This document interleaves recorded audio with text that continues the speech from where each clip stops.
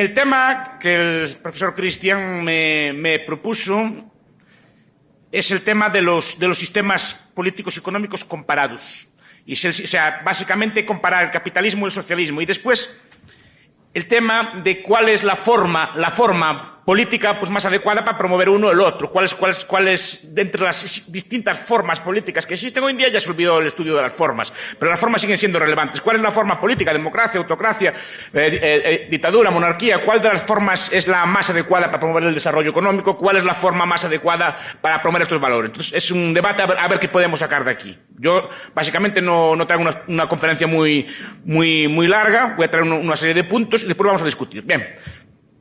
Mi tesis va a ser una y va a ser clara. La primera y principal, el socialismo es malo y el capitalismo es bueno. El capitalismo de libre mercado. Es así de fácil. Si aprenden esto, ya aprendimos bastante. El socialismo es malo, copien ahí, y el capitalismo de libre mercado es bueno. Es la única opción. Y dirán, ¿y por qué? ¿Y por qué? Yo, así, en mi modestia apunto 4 rasgos. Primero, el socialismo no es libre. El socialismo es totalitario. ¿Por qué? Me dirán ustedes. Porque sin propiedad privada no hay libertad. Sin propiedad privada no puede haber libertad. No puede haber libertad de expresión, libertad de asociación, ni libertad de movimiento, ni ningún otro tipo de libertad humana. Porque no puede haberlo. Esto lo explicó una serie de autores. Estoy pensando en un libro célebre, que es El camino de servidumbre de Friedrich von Hayek, un libro clásico que apunta a este tema, explicando que incluso el socialismo, y cuando habla de socialismo, habla de todos los tipos de socialismo, no solo del socialismo marxista, sino de la socialdemocracia, del intervencionismo y todas las formas, digamos, que incorporan algún tipo de coacción institucional sobre los seres humanos y que impidiendo a los seres humanos comerciar o actuar libremente entre ellos. Hayek, El camino de servidumbre, Wilhelm Röpke, en La crisis social de nuestro tiempo, o por ejemplo en la obra de Mises, por ejemplo, el liberalismo, o por ejemplo en la obra de Gottfried Tietze, que es un autor alemán emigrado a Estados Unidos también, que toca este tipo de temas. ¿Y por qué no puede haber libertad en el socialismo? Porque la libertad, señores, libres somos todos. Dentro del interior de nuestras mentes, dentro del interior de nuestras cabezas, todos somos libres. En nuestras ideas, en nuestra propia persona no puede mandar nadie. Interiormente, internamente, cada uno de nosotros tenemos las ideas que queremos. No hay forma de evitar. Lo que sí se nos puede impedir es expresarlas. Lo que sí se nos puede impedir es llevarlas a cabo. Y para eso, para poder llevarlas a cabo, para poder expresarlas, sí que necesitamos de libertad. Sí que necesitamos de propiedad privada. Es decir, la libertad, la expresión de la libertad requiere siempre de una base material. Quiero decir, para poder expresar la libertad necesitamos pues, un medio de comunicación, necesitamos de papel, necesitamos de tinta, necesitamos de una imprenta, necesitamos de una logística de distribución, o sea, necesitamos de bienes materiales. Si queremos explicar en un auditorio, un debate de este estilo, necesitamos un auditorio, un local, y necesitamos un sitio, electricidad, luz, agua, etcétera, que nos permitan llevar a cabo este bien. Si queremos hacer un programa de televisión o un programa de radio, necesitamos una emisora de radio, necesitamos un receptor de radio, necesitamos un local donde hacer el programa, necesitamos unas cámaras para filmar y emitir el programa. Si queremos incluso usar Internet, necesitamos de computadores, necesitamos de edificios y necesitamos de lugares para hacer este tipo de cosas. Bien, si el Estado posee todos los medios de producción, si el Estado posee todos los bienes de una nación, simplemente si queremos hacer un programa de radio, ¿dónde lo hacemos? Si queremos elaborar un discurso como este, ¿dónde lo hacemos? Necesitamos pedir permiso. Por ejemplo, ¿qué hizo Salvador Allende en su momento? Pues no hizo nada raro. ¿Puso censura? No puso censura. Simplemente nacionalizó el papel de prensa y nacionalizó los repuestos de radio. No hizo falta censurar, no hizo falta elaborar una ley de censura, una ley de mordaza, nada así por el estilo. Simplemente nacionalizó el papel de prensa. Y simplemente, a partir de entonces, solo le daba papel a los suyos. ¿Prohibió algo? No, pero simplemente privó de la base material a la libre expresión. Y en general, cualquier reunión, cualquier asociación, cualquier libertad, sea esta de trabajo, si todos los medios de producción son del Estado y no me gusta mi trabajo, ¿a dónde voy? ¿A dónde voy si todas las empresas son del Estado? Entonces, en primer lugar, creo que es algo obvio, si todo es propiedad del Estado, si hay una sociedad socialista y todo es propiedad colectiva, la libertad depende de la voluntad, del capricho, del arbitrio del gobernante. Es decir, es el gobernante quien decide qué libros se editan y cuáles no se editan, qué música se puede ejecutar o qué conciertos se pueden dar y cuáles no, y qué conferencias se pueden dar y cuáles no, y qué religiones pueden existir y cuáles no. Entonces, primer punto, si no hay propiedad privada, no hay libertad, porque, le repito, la libertad requiere siempre de una base material. La expresión de la libertad política o económica requiere de base material. Igualmente en el ámbito de la libertad de empresas, si todo es propiedad del Estado, yo quiero iniciar un negocio, quiero comprar una cosa, vender una cosa, necesito de algún tipo de autorización administrativa que me puede ser dada o negada. Este es el primer punto a considerar. El socialismo no puede ser libre, porque desde el momento que ustedes tienen que pedir permiso para hacer algo, no son libres. Segundo punto. El socialismo es explotador. Y el capitalismo no. Sí, en el sistema capitalismo, después hablaré de esto, el socialismo es explotador porque tiene que ser explotador. A ver, supongamos, cuando un socialista o un marxista critica el sistema de mercado, no lo critica por el fin que le da el dinero. Es decir, cuando, por ejemplo, Bill Gates, por ejemplo, dedica buena parte de su dinero a la caridad, a la investigación en medicinas o a la investigación en ayuda a los pobres. Dedica buenas sumas de dinero. Pero a Bill Gates no se le critica, por eso le dicen, no, es que el origen de su dinero está en la explotación. Que después lo gaste bien o lo gaste mal es indiferente. Es decir, para el marxista es indiferente cómo el capitalista gaste el dinero. Para él, la esencia del mal está en cómo él obtiene el dinero. Supuestamente, entre comillas, pagándole algo menos de lo debido a los trabajadores. Eso es falso. Primero, el mercado libre y restricto, bueno, después hablaré de esto. Pero el socialismo, vamos a ver, una sociedad socialista, con las que existieron en el mundo, tenemos Cuba o Corea del Norte o la Unión Soviética antigua o los países del este de Europa en sus tiempos, son sociedades socialistas. Esas sociedades no tenían armamento, no tenían ejércitos, no tenían sistemas de previsión social, no tenían sistemas de todo tipo, no hacían calles, no tenían bienes públicos. ¿Y esos bienes públicos cómo se financiaban en un sistema socialista? ¿Cómo se financiaba el ejército de la Unión Soviética? ¿Cómo financiaron el Sputnik? ¿Cómo financiaron las bombas atómicas? Pues pagándole menos a los obreros, si no, ¿cómo se puede permitir un excedente? No sé si me estoy explicando. Para que un país socialista tenga excedente para hacer determinados bienes, diplomacias, ejércitos, todo tipo de burocracias, todo tipo de gente, es necesario pagarle al trabajador menos de lo que realmente cobra, o menos de lo que realmente vale su trabajo. Si no, ¿cómo podría financiarse todo este tipo de cosas? Como en países socialistas, por definición, no hay impuestos, ya que todo es propiedad del Estado, quiere decir que los salarios que reciben los trabajadores en el socialismo, si se quieren financiar determinados bienes públicos, esos bienes públicos tienen que ser financiados a costa del salario de los trabajadores. No queda otra, que yo sepa, ¿no? Entonces, quiere decir que el socialismo le paga al trabajador menos de lo que él merece, ¿o no? Tiene que ser así por definición. Cosa que en el capitalismo de libre mercado, al no existir bienes públicos o no existir ningún tipo de intervención estatal, el trabajador cobraría siempre, en cada momento lo que él merecería.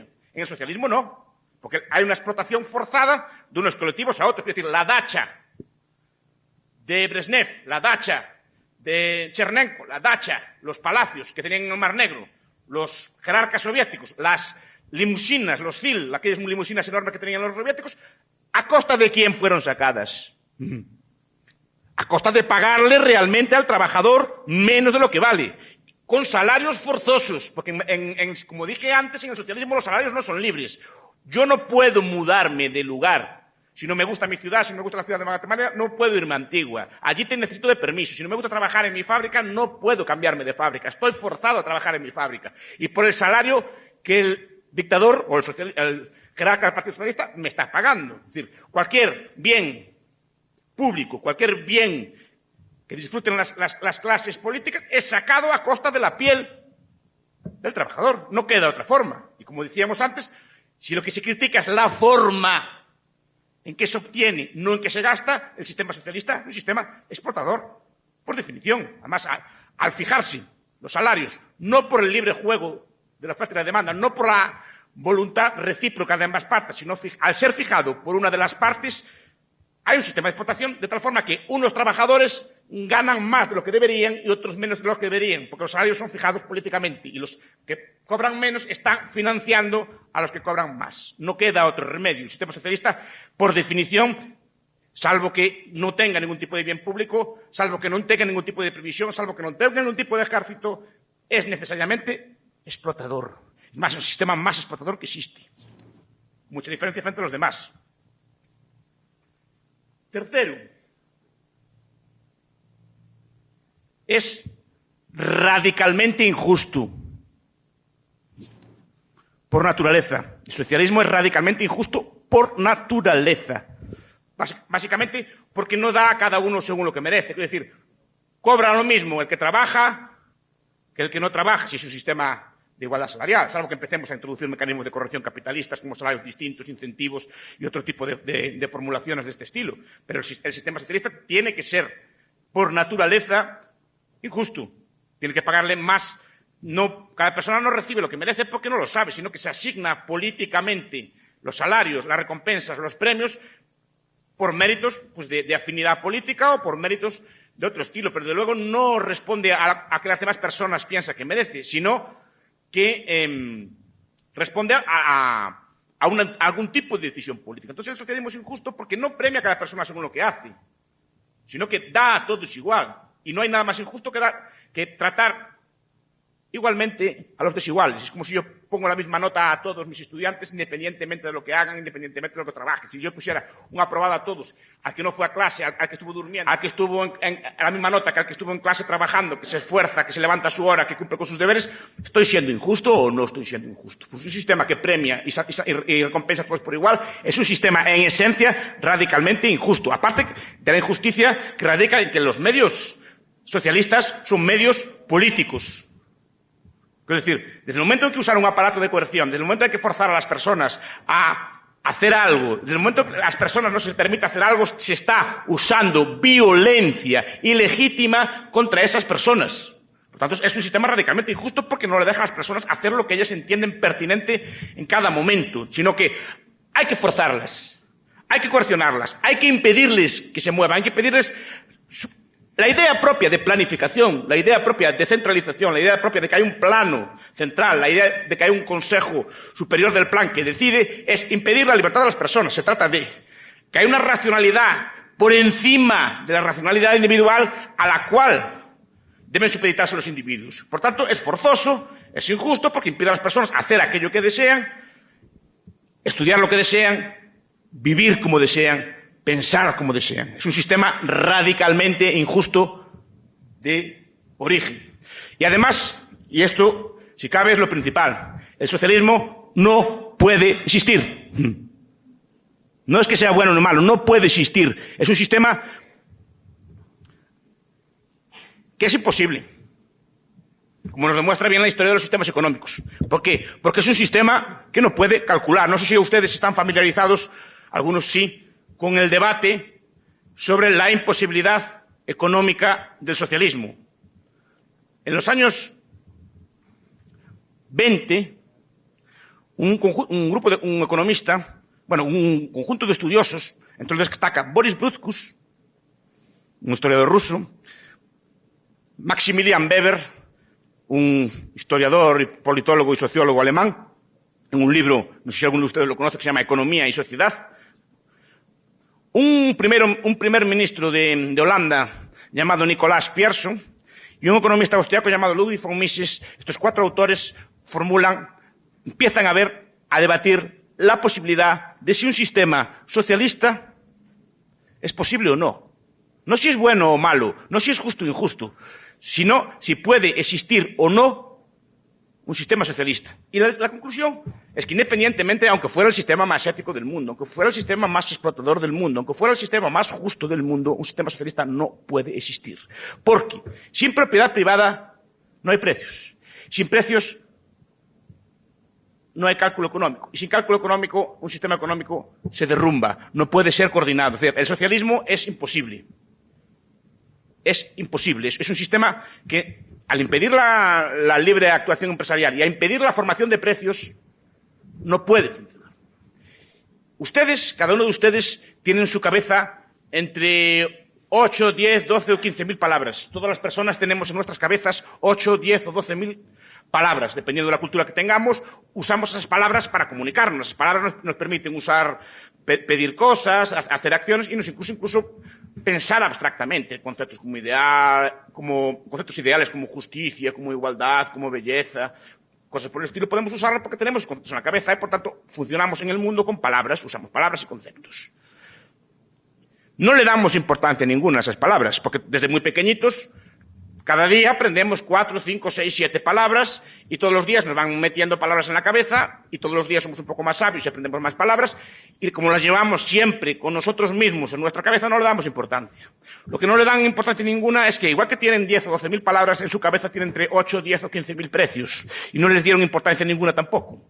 Porque cada uno de ustedes desde pequeñito, sus papás, sus mamás le fueron diciendo, mire, conceptos como esto, caro, barato, por ejemplo, y se lo van diciendo, decir, 1 kilo de guacamole cuesta esto, 1 kilo de azúcar cuesta lo otro, un galón de gasolina cuesta esto, una sudadera cuesta esto, y así todos los días, la sal, el azúcar, el aceite, cuánto cuesta una universidad, cuánto cuesta un parqueo, y todos los días van aprendiendo precios nuevos. Y también tienen 10 o 12, 15.000 precios en la cabeza. Sin esos precios, señores, estarían ciegos, no valdrían para nada, no podrían calcular, estarían absolutamente ciegos. No podrían hacer nada de nada, porque buena parte de sus orientaciones, buena parte de lo que a ustedes les mueve, los lleva a andar por el mundo, son precios.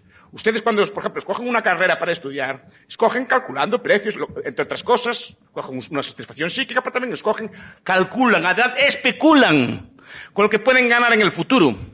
Calcula, pues bueno, si escojo esta carrera, pues voy a ganar esto y esto y esto, y el trabajo va a ser este y este. Si escojo otra carrera, mi expectativa de ganancia va a ser esta y otra. Y ustedes orientan su mundo por ese tipo de precios, por ese tipo de cálculos. ¿Y cuánto me cuesta esta carrera? Pues me cuesta esto y esto. ¿Cuánto me cuesta este viaje? Esto y esto. ¿Me compensa hacer esto? ¿Me compensa hacer lo otro? Todo se mueve, o buena parte de su vida, se mueve por estas pequeñas señales luminosas que están en sus cerebros que se llaman precios. Sin esos precios no valen ustedes para nada.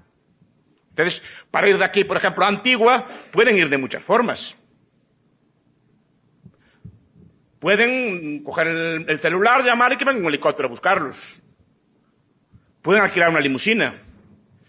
Pueden ir en carro. Pueden ir en un transporte público. Pueden ir andando. Pueden ir en bicicleta. Según la prisa que tengan, o las ganas que tengan de llegar pronto, por ejemplo, a Antigua, van a usar un medio de locomoción o otro.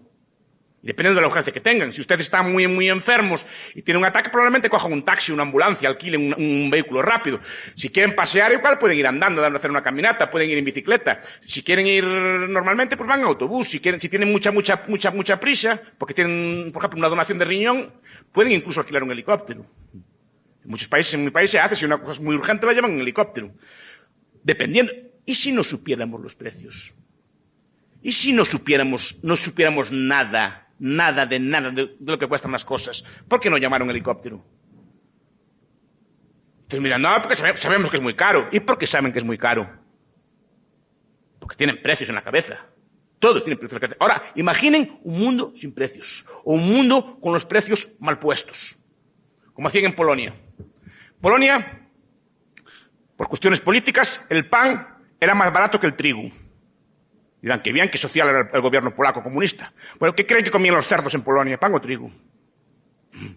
Pan. Y no es un despilfarro darle pan fresco a los cerdos. Es decir, que a este tipo de desbarajustes se llegaba porque no había precios. Y como no hay precios, no hay ningún tipo de racionalidad. Y este es el problema. Entonces, las sociedades socialistas se derrumbaban por falta de precios. Solo hubo un experimento, que yo sepa, a gran escala de abolición total del mercado, de abolición total de los precios. Fue el llamado comunismo de guerra, de 1918 a 1922, si no recuerdo mal.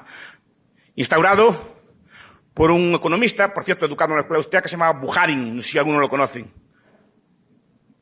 Bukharin era un economista, estudió en la escuela austríaca, fue discípulo de von Baberk en Viena, y escribió un libro que se llamaba El ABC del comunismo, que explicaba allí cómo había que instaurar la sociedad socialista. Y lo primero que hicieron en la Unión Soviética, en el año 18, antes de la guerra, curiosamente, no fue culpa de la guerra, antes de la guerra instauraron una colectivización total de los medios de producción y abolieron todo tipo de precios. Bueno, fue la caída de producción más grande datada desde que hay historia escrita. Es decir, nunca hubo una caída de la producción en un país en un año más grande que en la Unión Soviética en aquellos años. Alec Nove, por ejemplo, que es un autor marxista, en la historia económica de la Unión Soviética lo reconoce, y es un autor marxista. Es decir, da los datos de producción del año 17 y del año 18, por ejemplo, si producía 100 de trigo, se pasó a producir 1. Si producían 100 de algodón antes, pasaron a producirse 2. En cuestión de un año, nunca hubo una situación de caída tan grande de la producción como aquel año. Tan grande fue el desastre que Lenin y mismo Bukharin tuvieron que rectificar e instaurar un modelo de política económica que se llama la NEP, la nueva política económica, que más o menos restauró una suerte de mercado. Y esa suerte de mercado, aunque volvió también a colectivizar un poco, nunca se volvió, nunca se llegó al extremo actual o al extremo antiguo del socialismo. ¿Por qué? Porque un socialismo puro no puede funcionar. No puede funcionar porque no tiene precios. Y me dirán ahora, me levantarán la mano los marxistas de aquí de esta sala. Y la Unión Soviética no funcionó tantos años. ¿Y cómo hacían los precios en los tiempos de la Unión Soviética? Tantos años como funcionó. Eso lo explicó Gorbachev y sus asesores. Es decir, cuando le preguntaron cómo hacía para poner los precios, decía, fácil. Cogían el catálogo del Sears Roebuck, unos supermercados americanos, y resolvían las ecuaciones. Miraban, ¿saben la propaganda que viene de los grandes almacenes a sus casas? 1 kilo de chiles, 2 quetzales, sudadera, 40 quetzales. Cogían esos precios y los resolvían. Mira qué fácil, decían ellos. O cogían el Wall Street Journal, compraban, miraban las tablas donde venían allí los precios, precio del azúcar, los precios mundiales del azúcar, del algodón, del trigo y tal, miraban aquellas tablas y resolvían las ecuaciones. Resolvían así, resolvían con mercados negros, no sé si saben qué es eso, mercados negros, es decir, en la Unión Soviética, en los países comunistas, hay mercados negros, la gente compra y comercia por fuera del mercado, y eso servía para poner los precios. Y tercero, con memoria. Es decir, en última instancia, el sistema socialista sigue siendo deudor del sistema capitalista. Es decir, que no lo quiera Dios nuestro Señor, que si llegara algún día el comunismo, ustedes se acordarían. Es decir, a día de hoy saben los precios y los tienen en sus cabezas. Si llegara el comunismo, aún se acordarían de que el oro vale más que la plata, de que un carro Bentley vale más que un Fiat, etc. Se acordarían de ese tipo de cosas.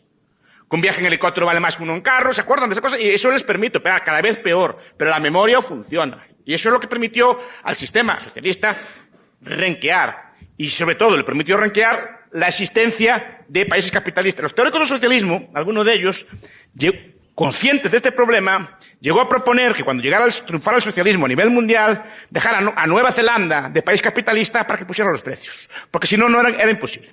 Tenían que dejar en el mundo del comunismo una isla capitalista para poner los precios para los demás. Si no, era imposible. Entonces, el socialismo a nivel global, a nivel total, no puede funcionar. Es imposible. Si quieren, después les anticipo esto. Entonces, ¿qué solución nos queda?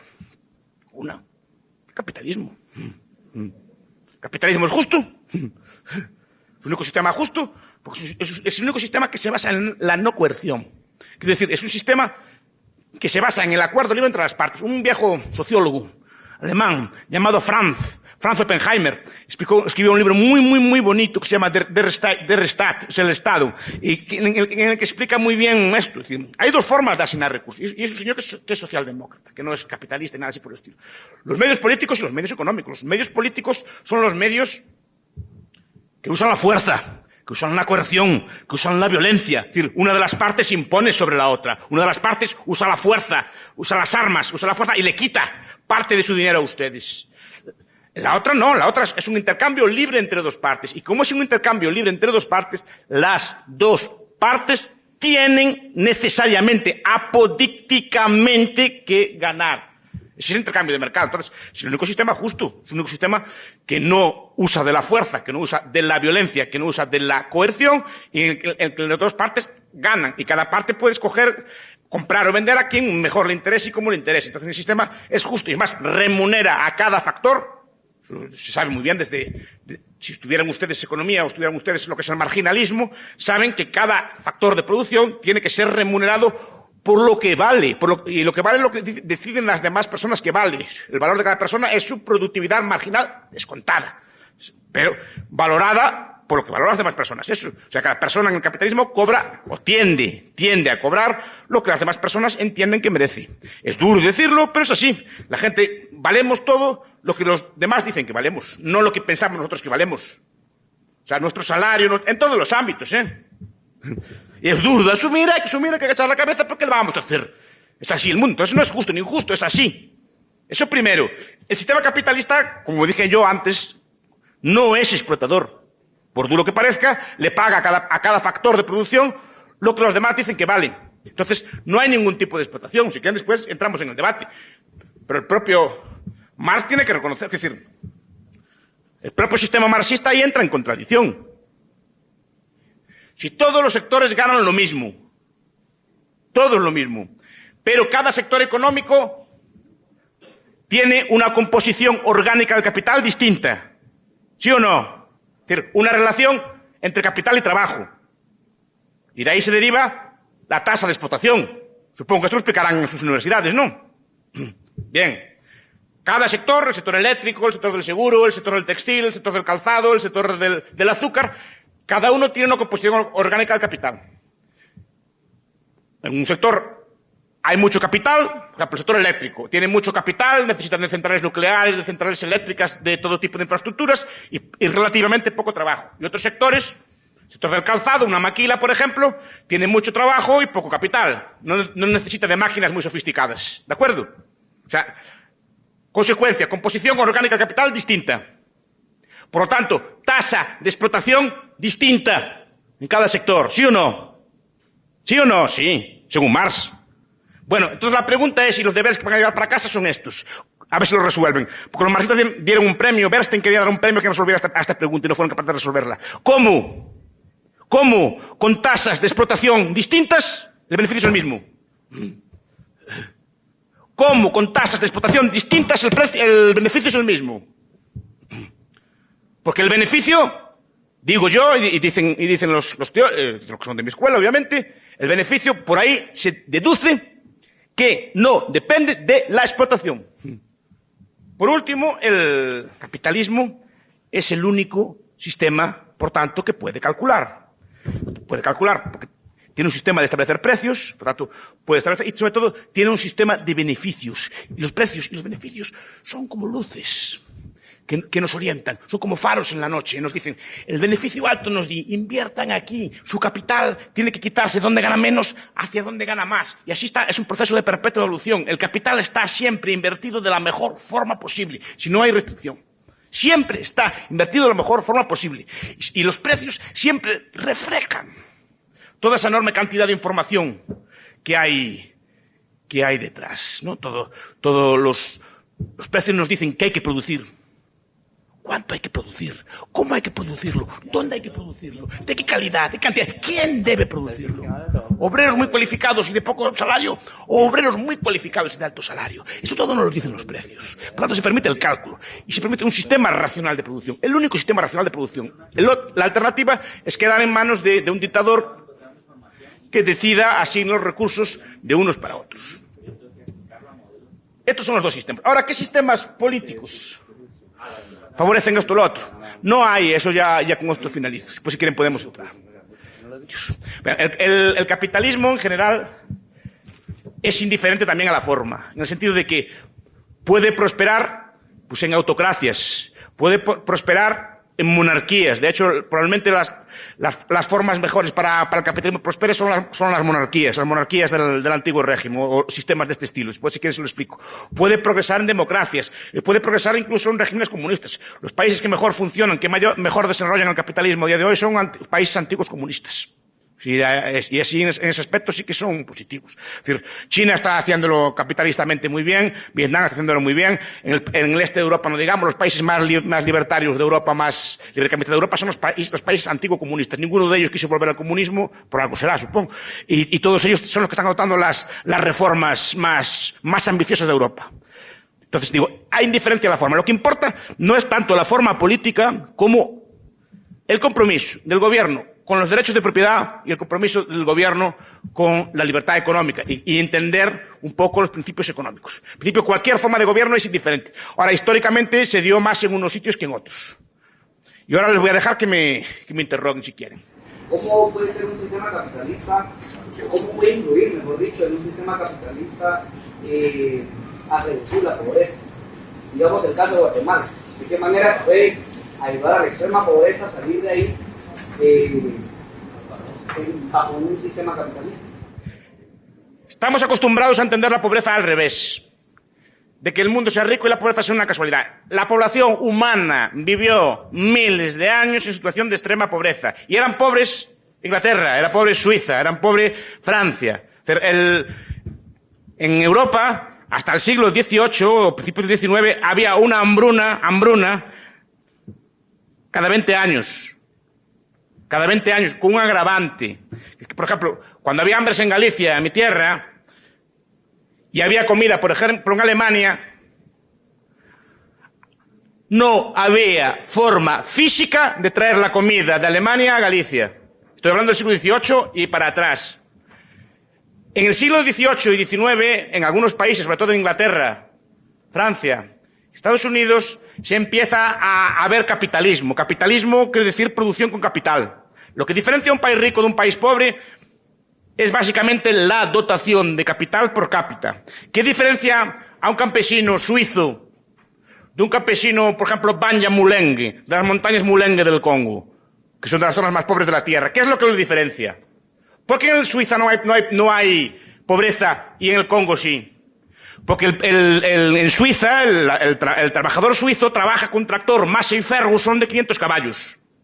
Es decir, su fuerza de trabajo, sus músculos se multiplican por 1000 o por 10.000. Y en un día hace el trabajo de 200 hombres de antes. Por tanto, produce trigo por como 200 veces lo que se producía antes. El trabajador Mulenge, de las montañas Mulenge, sigue trabajando como se trabajó siempre. O sea, de una forma no capitalista, no capitalizada. Se trabaja con un buey flaco, con las manos o con un arado de madera. Por tanto, su productividad es 100 veces menor. Entonces digo, en algunos países de Europa se empezó a trabajar con capitales. Eran países enormemente ahorradores, enormemente frugales, enormemente capitalistas. Capitalizaban, ahorraban y compraban máquinas. Empezaron a trabajar, en vez de con las manos, empezaron a trabajar con máquinas de vapor. En vez de transportar las mercancías con bueyes, empezaron a transportarlas en ferrocarriles. Eso multiplicó su productividad y fue que poco a poco cada trabajador fuera siendo más rico.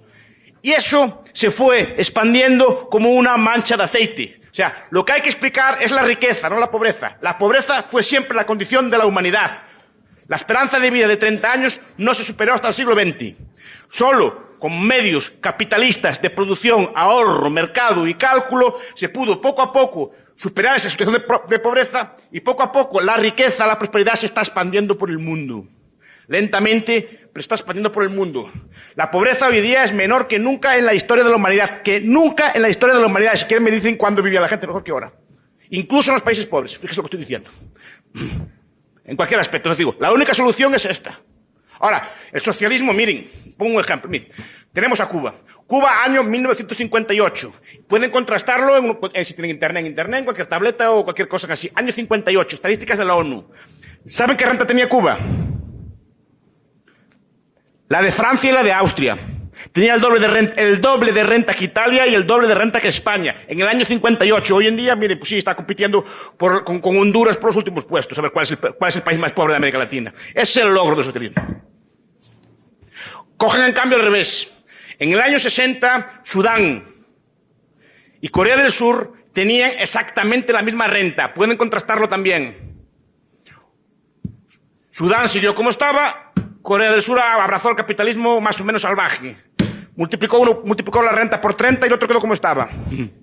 Ahora Corea del Sur tiene la renta de Italia o de España y Sudán seguro que estaba. Esa es la solución a la pobreza. Ya sé que es muy simple lo que estoy explicando. Necesita más tiempo. Esta es la solución a la pobreza y no hay otra solución a la pobreza. Capitalismo, ahorro y trabajo duro. No hay otra cosa. Yo también considero que el socialismo probablemente no pueda ser funcional. Pero también hay que recordar que lo que hemos visto fueron experimentos de socialismo. O sea, el socialismo no se le ha dado la oportunidad o no ha podido desarrollarse a nivel mundial. O sea, es como la historia nos ha demostrado que todos los sistemas de producción tienen un periodo de transición.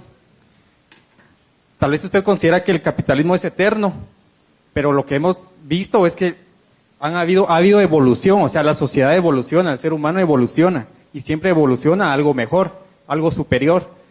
Entonces usted comenta que el capitalismo es justo, no es explotador, pero recuerde que acá en los países latinoamericanos, España especialmente, Inglaterra, en el siglo XV, XVI, o sea, para poder evolucionar Europa y llegar a ser el sistema que hoy es el capitalismo como tal, tuvo que coercionar a los países latinoamericanos, tuvo que violentar a los países latinoamericanos, ¿verdad? Toda la riqueza que había acá, el oro, la plata, fue llevada a Europa y a raíz de eso ellos pudieron financiar sus propias empresas y pudo evolucionar el sistema capitalista, que hoy lo vemos 2012, ¿verdad? O sea, estamos viendo el capitalismo 2012, pero no vemos el origen del capitalismo, cómo se dio en esos años, en el siglo XV, XVI, ¿verdad? Otra de las cosas que quería comentar era cuál es entonces el valor del trabajador, cuánto vale el trabajador. Porque, por ejemplo, aquí en Guatemala, dígame si no hay explotación o qué es lo que uno quiere, qué es lo que quiere el guatemalteco, qué es lo que quiere el trabajador. Vivir bien, tener un sistema de salud o tener un salario mínimo que no le permite ir a un médico, que no le permite satisfacer sus necesidades básicas, por lo menos. Y eso el capitalismo no lo da. Otra cosa, las empresas te hacen trabajar de lunes a domingo. Te hacen trabajar de lunes a domingo porque yo he trabajado en ese tipo de empresas, ¿verdad? Donde te pagan horas extras. Pero ¿qué es lo que quiere uno como persona, como trabajador? Uno no quiere estar ahí metido de lunes a domingo, ¿verdad? O sea, tiene que haber parte de recreación del trabajador, ¿no? O sea, que el trabajador también, su fuerza de trabajo, la reponga en horas de descanso, ¿no? No todo va a ser trabajo. Cuando se debate de sistemas económicos, se debate de las dos formas. O se compara el socialismo teórico con el capitalismo teórico. Fue lo que intenté hacer yo. Es decir, el socialismo, no entré en casos concretos, después puse algún ejemplo. Pero el socialismo teórico se debate contra el capitalismo teórico. Y el socialismo real con el capitalismo real. Lo que se hace muchas veces es criticar el capitalismo real, lo que existe, que es un sistema muchas veces intervenido, muchas veces con influencias socialistas, con influencias de los estados, con una especie de socialismo ideal, y eso es lo que yo no me gusta admitir. Muchas veces nos critica al capitalismo real desde parámetros utópicos e ideales. No. El socialismo ideal con el capitalismo ideal. Con el capitalismo ideal. Y el socialismo real de los países socialistas con los capitalistas reales. Entonces, ¿en qué queremos hacer? Muchas veces se hace mucha demagogia con estas cosas. El socialismo, lo que critiqué yo es el socialismo teórico. Y digo, el socialismo teórico no puede funcionar, independientemente que fueran ángeles los que gobernaran el sistema socialista. No. Y no puede funcionar por lo que estuve diciendo, por el cálculo, porque un sistema socialista que tenga cualquier tipo de ejército, que tenga cualquier tipo de aparato estatal, necesita necesariamente explotar al trabajador. Es el primero. Entonces, comparemos uno con uno. Y cuando me resuelvan el problema del cálculo, cuando me resuelvan este tipo de cosas, podemos empezar a hablar. Y eso vale para cualquier forma socialista, angélica, tiránica o lo que sea. Dos, la idea de que los países capitalistas se hicieron ricos por las colonias no es correcta. El saqueo se dio durante toda la historia de la humanidad. Los europeos fueron acosados por musulmanes, fueron acosados por hunos, fueron acosados por mongoles, fueron acosados por vikingos. Los latinoamericanos no solo fueron acosados por españoles, aztecas, todo tipo de gente acosaba a los pueblos de alrededor. Los seres humanos somos todos iguales, toda la humanidad es una, y somos todos iguales y todos somos iguales de malos, no somos unos más malos que los otros. Pero aparte de eso, es una falacia suponer que los países ricos se hicieron ricos a costa de las colonias. Porque no es cierto. No es cierto ni puede ser cierto. Como, por ejemplo, como Mises en Nación, Estado y Economía y otros autores apuntan, no puede ser correcto. No puede ser correcto. Primer punto. Yo veo Suiza, Noruega, Suecia, Luxemburgo, Canadá, Australia. Canadá y Australia incluso fueron colonias o países colonizadores. ¿Qué? Estos países que acabo de citar, ¿qué colonias tenían? ¿Y no están entre los países más ricos de la Tierra? El colonialismo, y lo explicó muy bien la escuela de Manchester, es una piedra de molino al pescuezo. El colonialismo es un lastre, como se ve, por ejemplo, en el caso portugués. Portugal tuvo las colonias más grandes proporcionalmente de su época y es el país más pobre de Europa con mucha diferencia. Segundo punto, dígame un solo país europeo que se derrumbara al perder las colonias. Dígame un solo país europeo o colonizador que se derrumbara al perder las colonias. Mire, ya le pongo un ejemplo nada más. El caso de España, porque las colonias son un lastre. De hecho, por ejemplo, Inglaterra tenía colonias, pero no invertía en sus colonias. Tienen los datos ahí. Creo que es Lionel Robbins que lo historia. No, Gran Bretaña prefería invertir en Argentina, o en el Brasil, o en Rusia, antes que invertir en sus propias colonias. Las colonias es una cosa de prestigio político, es una cosa de imperio, es una cosa del Estado, es una cosa socialista.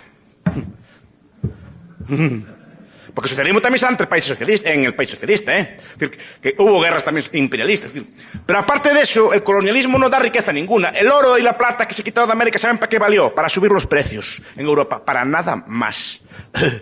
Para nada más. Para crear inflaciones de caballo en Europa, para financiar guerras. Para nada más. No desarrolló ningún país europeo. De hecho, se desarrolló mucho más países europeos sin colonias que España con sus colonias todas que tenía. No le valió de nada.